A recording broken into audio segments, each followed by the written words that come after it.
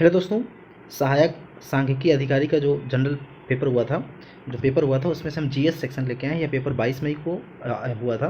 देखिए GS section का हम देखेंगे जीएस में कैसा क्वेश्चंस आया है। ये आने वाले एग्जाम के लिए बहुत ही इंपॉर्टेंट और सहायक होगा। तो चलिए पहला देखेंगे हम। पहला प्रश्न क्या है इसमें?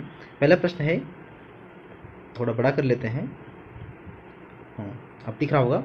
तो पहला है यहाँ पर, किस देश, ठीक है, किस देश ने दुनिया का सबसे बड़ा साइबर अभ्यास, ध्यान रखिएगा, साइबर अभ्यास लॉग्ड सील्ड 2022 जीता है? तो ऑप्शन ए यहाँ फिनलैंड सही हो जाएगा।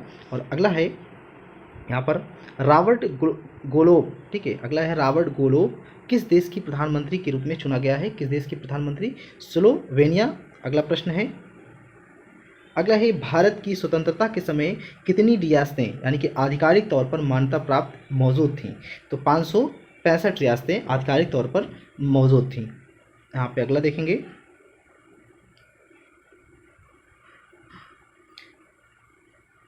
अगला है यहाँ पर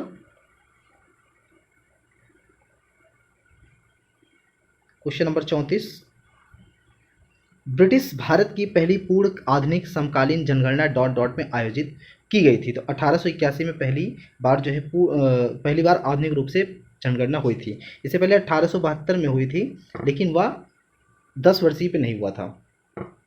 अगला है कि किस वर्ष में उद्योग नीति प्रस्ताव अपनाया गया था? 1956 में अपनाया गया था। और अगला प्रश्न है कि महादेवपुरम के चेरा साम्राज्य में बोली जाने वाली संभावित भाषा कौन सी थी? मलयालम।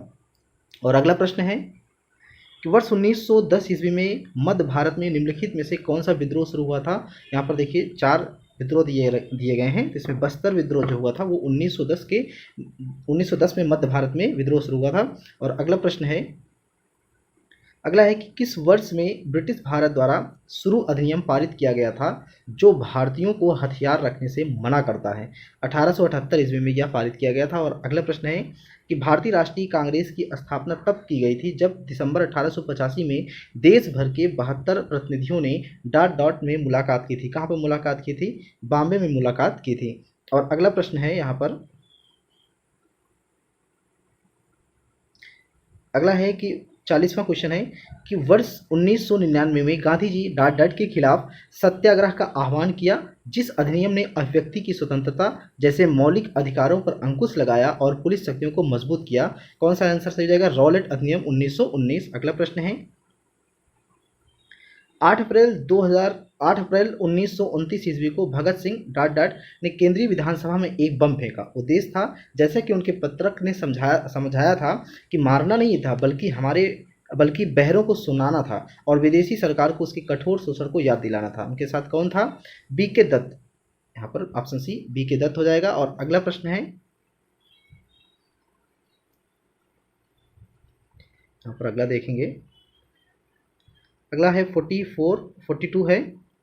42 में है कि dot dot Rani Avanti by Lodhi, ध्यान रखिएगा, रानी अवंती बाई लोधी ने अंग्रेजों के खिलाफ 4000 की सेना खड़ी की और नेतृत्व किया जिन्होंने उसके राज्य के प्रशासन को अधिकार में ले लिया था। वो रामगढ़ की रानी थी अवंती बाई लोधी। और अगला है, अवशिष्ट शक्तियों के विचार के लिए भारतीय संविधान ने किस देश से संदर्भ लिया है?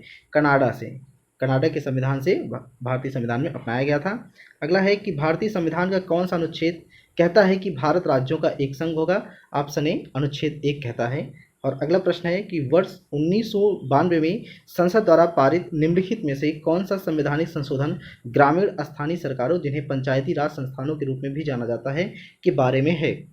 तो यहाँ पर 73, 74, 75, 76, इसमें ऑप्शन ए से हो जाएगा 73वां संविधान संशोधन।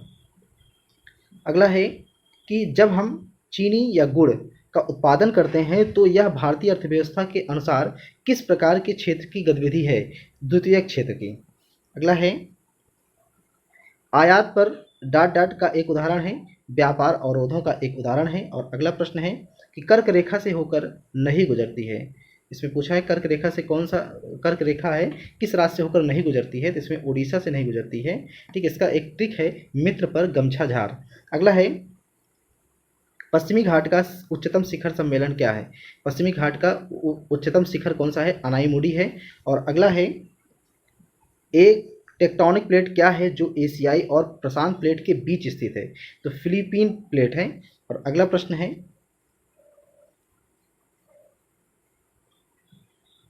अगला प्रश्न देखेंगे।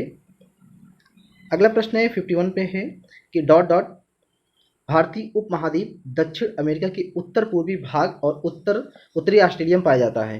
कौन से मानसून पाए जाते हैं भाई? उष्णकटिबंधीय मानसूनी जलवायु पाया जाता है।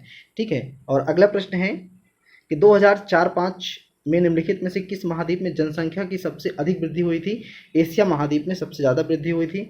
और अगला है कि अम्ल नीले लिटमस पत्र को किस रंग में बदल देता है? लाल रंग में बदल देता है। और अगला ऑप्शन है, अगला है कि तरंग दैर्घ्य की इकाई क्या है?